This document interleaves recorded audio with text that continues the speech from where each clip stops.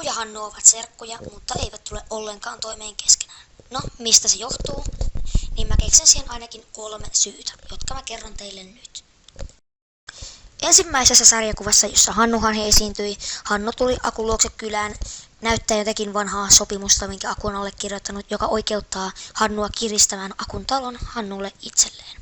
Joten jo tässä ensimmäisessä vaiheessa näillä ei kauhean hyvät välit ollut. Ja myöskin yhdessä varhaisista Hannu-tarinoista Aku ja Hannu väittelee, että kumpi on rikkaampi ja molemmat väittää olevansa miljardöörejä, mutta sitten kun Niinas tulee paikalle ja pyytää Vitosta lainaan heiltä, niin paljastuu, ettei kummallakaan ole yhtään rahaa. Hannu on myös todella laiska, eikä suostu koskaan tekemään mitään työtä, ja siitäkös Aku vasta suuttuu. Ja sellainen asia, minkä monet varmaan tietääkin, että Hannu on todella onnekas.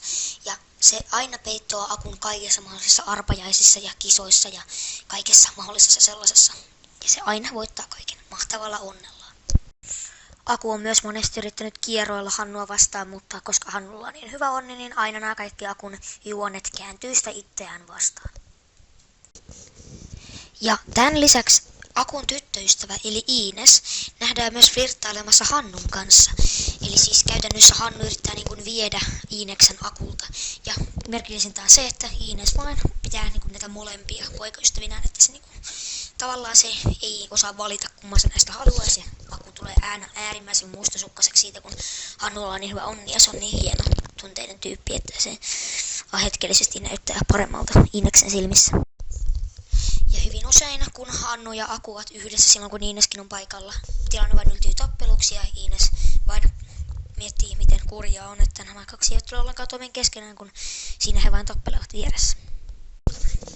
Mutta tästä aiheesta voisi varmasti tehdä muutakin, mutta mä kävin nyt nämä tärkeimmät asiat läpi.